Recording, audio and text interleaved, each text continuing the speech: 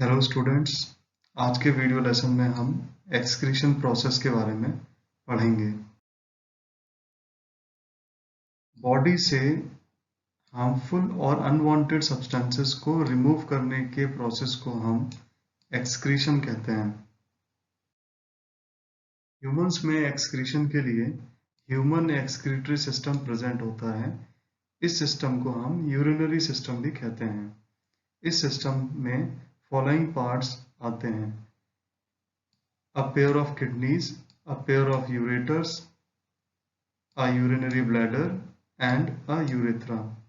ठीक है, आप ये डायग्राम में देख रहे हैं, ये हमारा एक्सक्रीटरी सिस्टम या फिर यूरिनरी सिस्टम का डायग्राम है। इसमें दो किडनी हैं, लेफ्ट किडनी, राइट किडनी, दो यूरेटर्स हैं, ठीक है, और एक यूरिनरी ब्लैडर है और एक यूरेथ्रा है। अब हम हमारे एक्सक्रीटरी सिस्टम के जो पार्ट्स हैं उनको डिटेल में एक एक करके स्टडी करेंगे। तो सबसे पहले बात करते हैं a pair of kidneys. Kidney जो है वो हमारे डार्क रेड कलर के होते हैं, या फिर आप बोल सकते हैं कि रेडिश ब्राउन कलर के होते हैं, और इनका शेप जो है वो बीन शेप्ड होता है। 10 सेंटीमीटर लॉन्ग होते हैं और 6 सेंटीमीटर वाइड होता है kidney. The right side of the kidney is slightly lower in position। Means जो हमारे दो किडनी हैं उनमें से जो राइट साइड में है वो लोअर पोजीशन पे है। इसका मतलब हो गया कि जो लेफ्ट साइड पे किडनी है वो स्लाइटली हायर लेवल पे प्रेजेंट होता है। रीनल आर्टरी जो है, it brings oxygenated blood to the kidneys. और ऑक्सीजनेटेड ब्लड तो है, लेकिन this oxygenated blood is laden with waste product. मतलब ऑक्सीजनेटेड ब्लड में वेस्ट प्रोडक्ट्स भरे हुए हैं, वो ब्लड रीनल आर्टरी किडनी के अंदर ले जा रहा है। और जो रीनल वेन है ये हमारा किडनी से डीऑक्सीजनेटेड ब्लड को डीऑक्सीजनेटेड ब्लड जिसमें कि कार्बन डाइऑक्साइड है, लेकिन ये प्योर ब्लड है हमारा, जिसमें कि जो वेस्ट मटेरियल्स थे, जो इम्प्योरिटीज थे, वो किडनी ने सेपरेट कर दिए हैं। ठीक है, तो इस ब्लड को वापस हार्ट में सप्लाई कर देता है।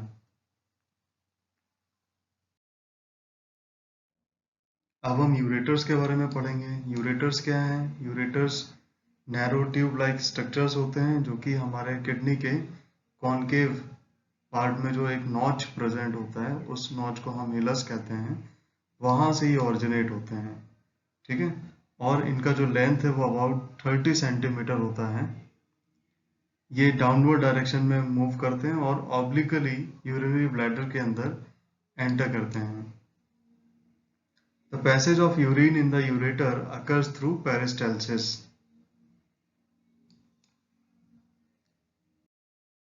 अब हम यूरिनरी ब्लैडर के बारे में स्टडी करेंगे। तो यूरिनरी ब्लैडर क्या है? ये एक मस्कुलर सैक लाइक स्ट्रक्चर है जिसके अंदर की जो यूरिन है वो टेम्परली स्टोर होता है। ठीक है, और इसका जो कैपेसिटी है वो 300 से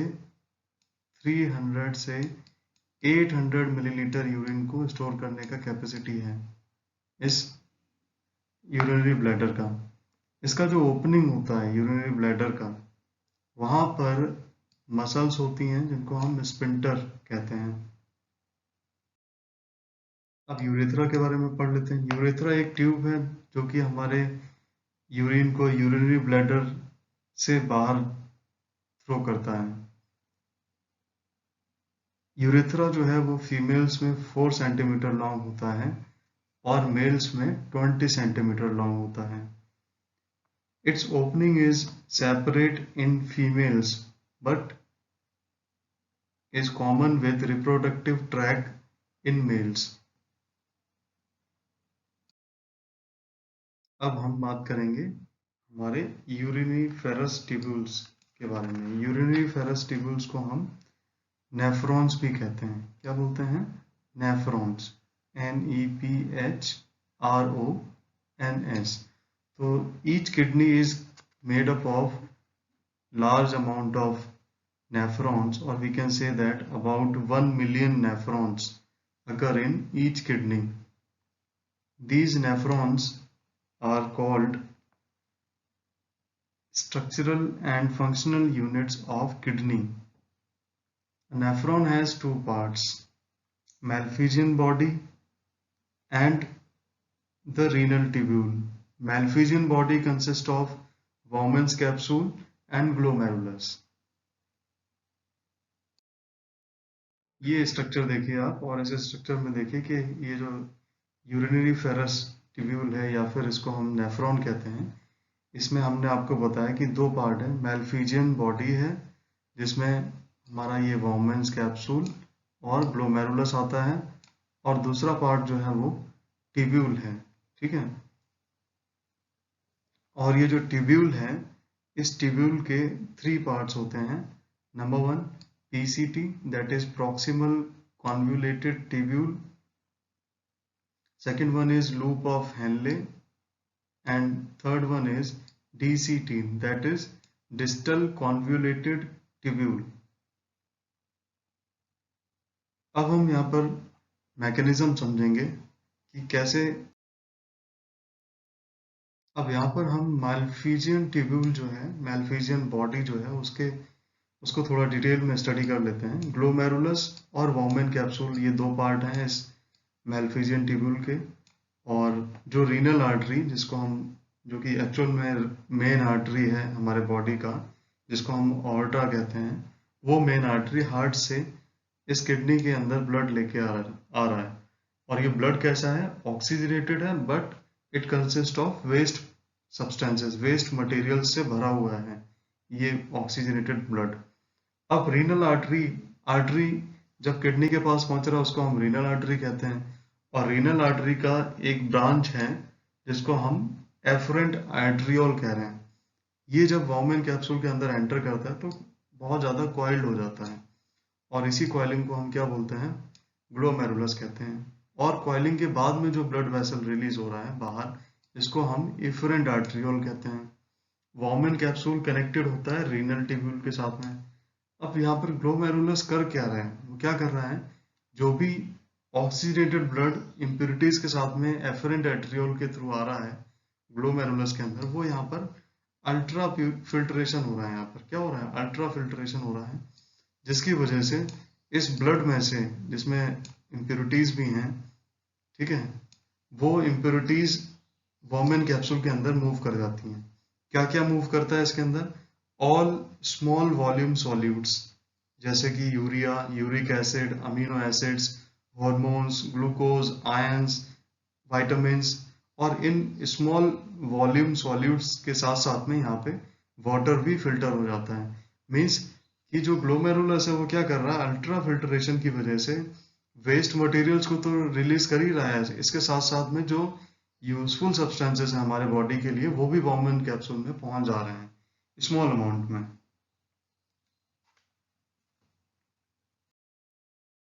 अब हम यहाँ पर वॉमेन कैप्सूल का जो स्ट्रक्चर हमने पढ़ा है उसको एक बार फिर से देख लेते हैं।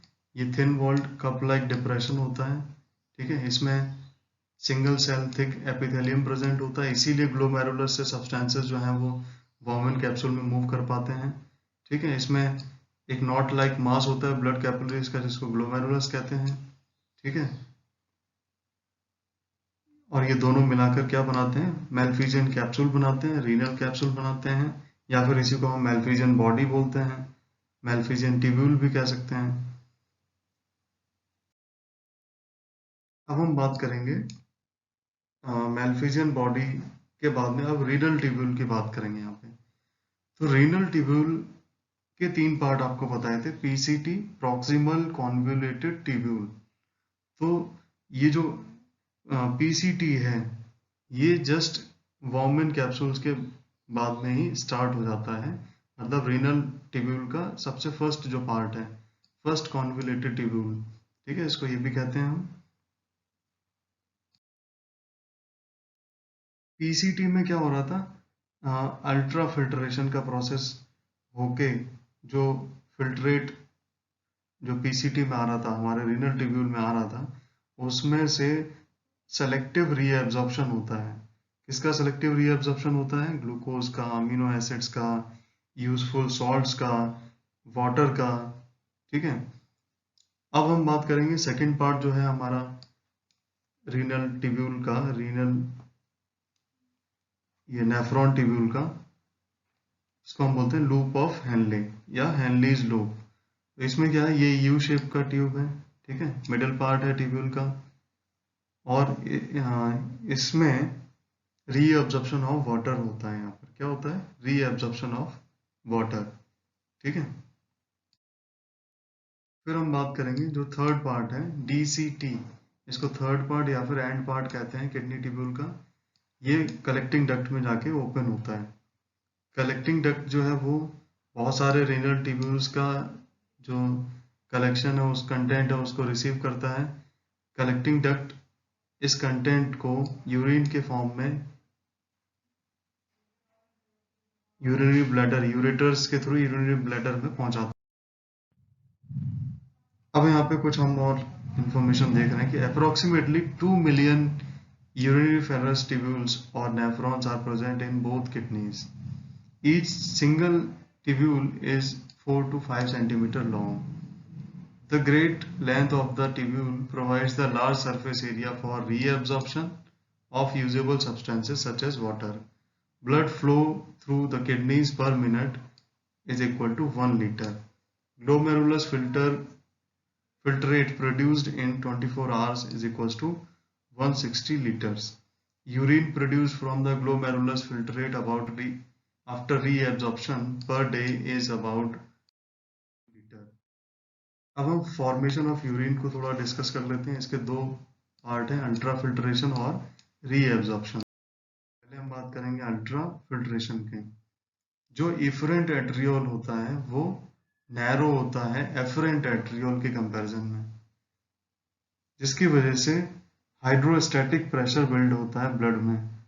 अब ये जो ब्लड है जो ग्लोमेरुलस में आता है वो ज़्यादा प्रेशर से फ्लो हो रहा है, ठीक है, जिसकी वजह से जो ब्लड है वो फिल्टर होता है ग्लोमेरुलस से, और जो फिल्ट्रेट है वो बॉम्बेन कैप्सूल के अंदर पहुंच जाता है। ये जो फिल्ट्रेशन है under extraordinary force, this is called ultra filtration. This filtrate is known as glomerular filtrate, और जो फिल्ट्रेट है उसको हम क्या बोलते हैं? ग्लोमेरुलर फिल्ट्रेट कहते हैं, ठीक है, या फिर इसको नेफ्रिक भी कहा जाता है, NEPHRIC। Its volume is 125 millilitre पर मिनट, 125 मिलीलीटर पर मिनट, या फिर आप कह सकते हैं अबाउट 180 लीटर्स पर डे। ये ग्लोमेरुलर फिल्ट्रेट का वॉल्यूम है।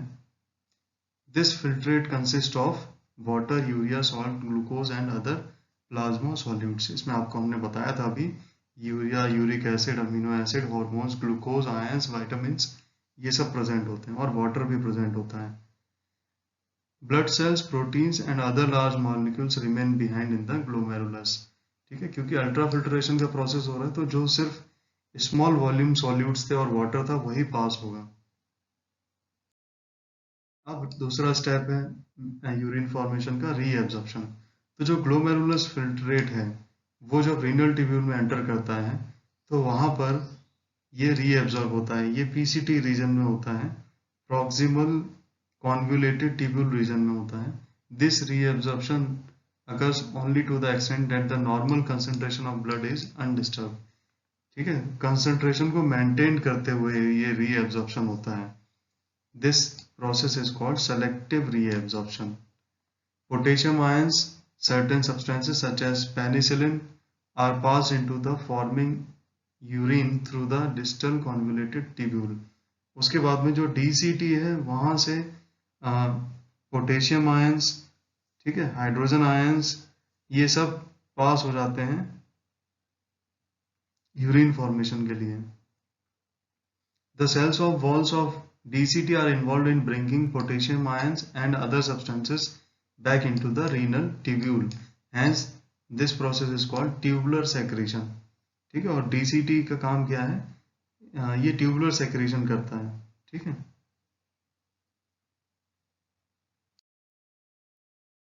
अब यहाँ पर हम देखते हैं, इसको पूरा समराइज करते हैं। Part of the renal tubule and activity. तो ग्लोमेरुलस का क्या काम है? Ultra filtration. वॉमेन कैप्सूल का क्या काम है?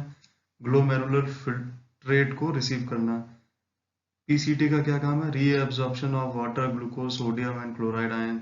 हेनली का क्या काम है? सोडियम और वाटर को एब्जॉर्ब करना। डीसीटी का क्या काम है? Reabsorption of chloride ion and water. Walls of DCT separate potassium ions and other non-required substances such as drugs. अब यूरिन एक्सक्रीशन किस तरीके से होता है? The filtrate left after reabsorption and tubular secretion is called urine. Urine passes from the collecting duct to the pelvis of the kidney. From there it is sent to the urinary bladder through the ureters. By relaxing the sphincter present at the opening of the urethra, the urine is expelled from the body. This process is called micturition or urination. अब हम बात करेंगे artificial kidney का. If one kidney is damaged or removed, then the other kidney alone can fulfill excretory needs. However, if both kidney fail, this will allow urea and other waste to accumulate in the blood. Such patient undergo dialysis. This dialysis is also called as artificial kidney. Artificial kidney contains tubes with a semi-permeable lining. These tubes are suspended in a tank filled with dialyzing solution. ठीक है, इन tubes को dialyzing solution में रखा जाता है. This fluid contains water and glucose in concentration similar to those in blood. The patient's blood is fed from the renal artery through the tubules of artificial kidney where excess salt and urea is removed. The purified blood is returned through a vein in the same arm. The function of dialysis is similar to the function of kidney, but the only difference is there is no reabsorption during dialysis. अब हम यहाँ पर haemodialysis process जो है उसको detail में समझ लेते हैं. तो आर्टरी से ब्लड जो है ये पंपिंग मैकेनिज्म के थ्रू हेपेरिन के साथ में मिक्स किया जाता है and it is cooled at 0 degree Celsius and then passed into cellophane tubes of artificial kidney. इसके अंदर जो ट्यूब्स होते हैं वो सेलोफेन के बने होते हैं जो कि एक सेमी परमेबल ट्यूब होता है. और जब ब्लड इसके अंदर जाता है तो वहाँ पर वही मैकेनिज्म होता है जो हमारे किडनी के अंदर है. ठीक है, nitrogenous waste product, sulphate and phosphate of blood pass into dialysing fluid. Purified blood is warmed and mixed with anti-heparin and is passed back into the vein और वापस ये वेन में सप्लाई कर दिया जाता है. इस पूरे प्रोसेस को 3 से 4 आवर्स लगते हैं